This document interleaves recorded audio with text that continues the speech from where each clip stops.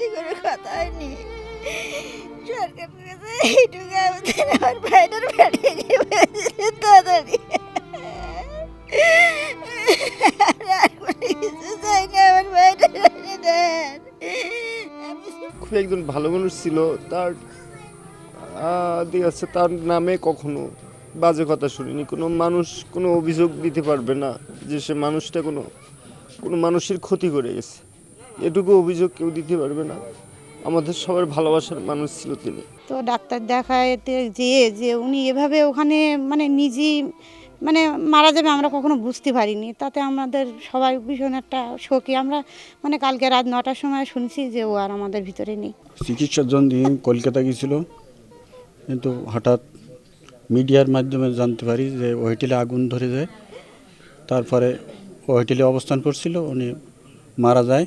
এবং পরে আমার আত্মীয় ওখানে গিয়েছিল, যাওয়ার পরে উনিও বুঝতে পারছেন বা ছবির সাথে মিলে গিয়েছিল, জানাই দিয়েছে যে হ্যাঁ মারা গেছে। সঠিক সংবাদ পেয়ে সরকারের হটলাইন আমরা যোগাযোগ করি এবং ওনাদেরকে জানাইছি সব কিছু।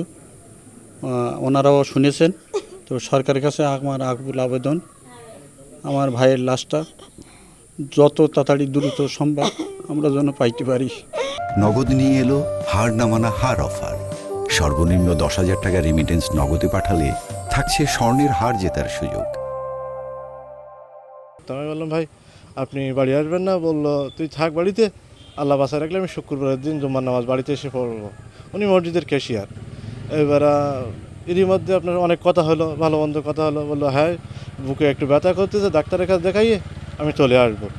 এরই মধ্যে আপনার আমরা তো জানি না যে কী হয়েছে। এবার এর মধ্যে নিউজ দেখলাম যে ইন্ডিয়ায় আগুন লেগেছে একটা হোটেলে।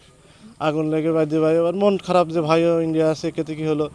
এর মধ্যে ভাইয়ের হোয়াটসঅ্যাপে রিং দিচ্ছি, এমনি ফোন দিচ্ছি, আর ফোন ঢুকতেছে না।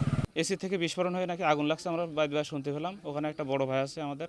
পরে উনি ফোন দিয়ে বললো যে উনি ওনার লোক পাঠাতে দিল। উনি বললো যে হ্যাঁ আমাদের সাজু ভাই ওখানে আগুনে দগ্ধ হয়ে মারা গেছে। আমরা গণমাধ্যমের মাধ্যমে জানতে পেরেছি যে সাতক্ষীরা জেলার কালীগঞ্জ থানাধীন তারালি ইউনিয়নের আলিমুজ্জামান সাজু 42 ও বেবিতি সরকার 35, তারা দুইজন এই ভারতে চিকিৎসাধীন অবস্থায় মানে হোটেলে অবস্থানকালে অগ্নিকাণ্ডে দগ্ধ হয়ে নিহত হয়েছেন। এ বিষয়ে তাদের লাশ আনার প্রক্রিয়া চলমান রয়েছে।